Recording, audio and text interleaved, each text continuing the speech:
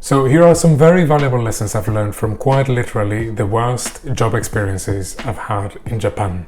Lesson number 1, there will always be someone ready to take advantage of the goodwill of others. And I think the point I'm trying to make is that people often talk about Japan as if it were this completely perfect and safe country. And I know I do it too sometimes, because in a certain way it is true. But what that means is that it's such a safe country that people tend to keep their guards down all the time, and so they trust each other very openly. That can be a beautiful thing in certain contexts, but on the other hand, just like in many other parts of the world, there's a lot of clever people in Japan. And so there will always be someone who's going to be willing to use their powers for evil, if you will. Now, when I first came to Japan, and that was before I started my own business 5 or 6 years ago, I basically came with nothing. I had no job prospects, I had an embarrassingly small amount of money in my bank account, and I basically only came here with my personal belongings and my wife, because we had just gotten married shortly before that. And so that meant that, of course, I needed to find a job. And because of the kind of work I was doing at that time, I was contacted by some kind of international school in one of the wealthiest areas of the city.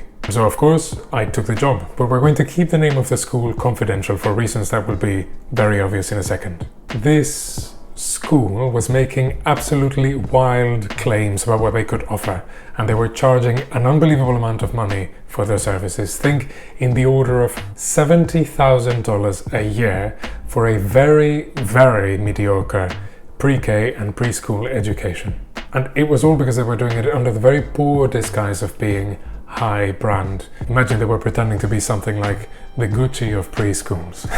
Claiming that the uniforms are designed by this person or that name or that designer, and that the organic food comes from here and the water comes from there. And obviously because of these very pretentious promises, they could charge whatever they wanted. And so you could say, well, is it the fault of the customers for being ignorant about it? You could argue that it is, because sure, it always sounds like a great idea to be able to make your customers pay as much as they're willing to pay for the services that you offer. But if you don't drive your business with integrity and actually offer value to your customers, and instead simply shower them with empty and pretentious promises, then it will most certainly cost you the life of your business. And if you want unquestionable proof of this, then just wait to see how the story ends. I had a friend who always used to say to himself, don't get silly, whenever he had to make an important life decision and he had to think objectively about it. So whenever I'm in a similar situation, I always try to remember that.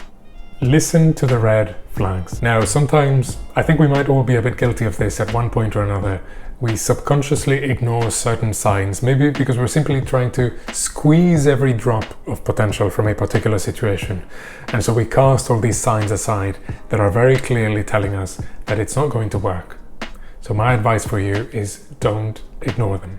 So to keep telling you about the story from earlier, well, what do you want me to do? I needed a job. I needed some money when I was trying to get my business off the ground, and so I took the job. And from the very first moment that you step in, I mean, you or anyone else, you would have absolutely noticed that things were not right with this business. Just from a business standpoint, things were extremely dysfunctional, and they had an incredibly high employee turnover.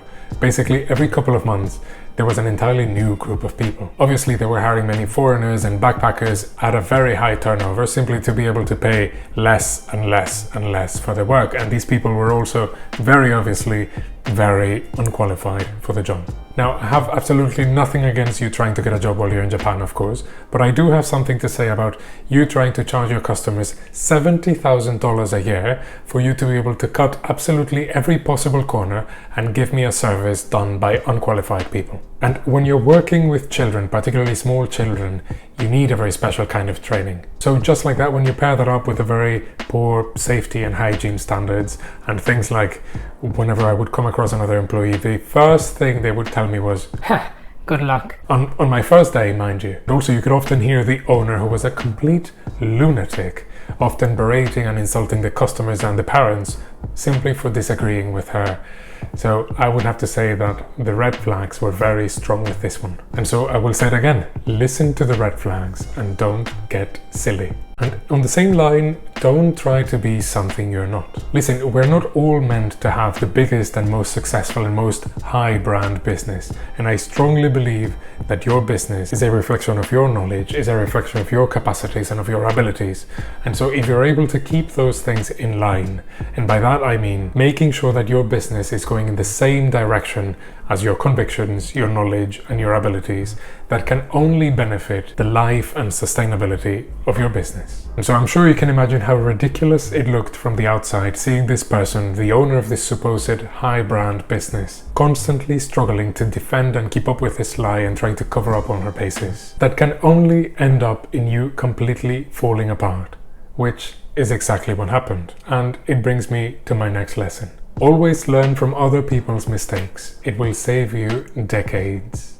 An important saying comes to mind. A fool learns from his own mistakes. A wise man learns from the mistakes of others. So one day, I go to work just like any other day, and I cannot get in because the doors are locked. And so I notice that there's a very big paper stuck to the door that says that the school has been immediately closed without notice because it was found out that the owner owed over $3 million in rent and other legal fees. Now, mind you, as I said earlier, this is one of the wealthiest areas in the city. So you can imagine that everyone, including the landlord, is armed with the most powerful lawyers in the country. And what followed after that was one of the most unbelievable shows and disasters of this owner trying to defend her position and to play the victim in the most pathetic way. Have you ever heard the term dumpster fire? Well, that's exactly what happened here. She started coming up with all these crazy claims about how the lawyers and the landlords would come into the school and physically assault and beat the teachers.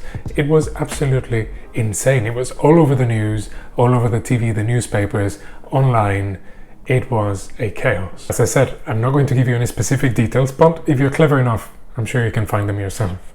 And so it all ended up with her actually taking all the money from her customers, and that's hundreds of thousands, if not potentially millions of dollars, and fleeing the country because, last I heard, the authorities are actually looking for her. And they owe me money too. But well, I guess I learned my lesson one way or another as an employee and as a business owner. So I think the most important and kind of the underlying lesson to all of this is that if you don't manage your business and your life with integrity, then there is no way that you can end up as anything other than a clown. So if you're coming to Japan, whether it's to create your own business or to work for someone else, then I hope you can get some valuable information from this. And if you'd like to know how to correctly come to Japan to create your business in the right way, then make sure you watch this video right here. Don't miss it, and I'll see you next time.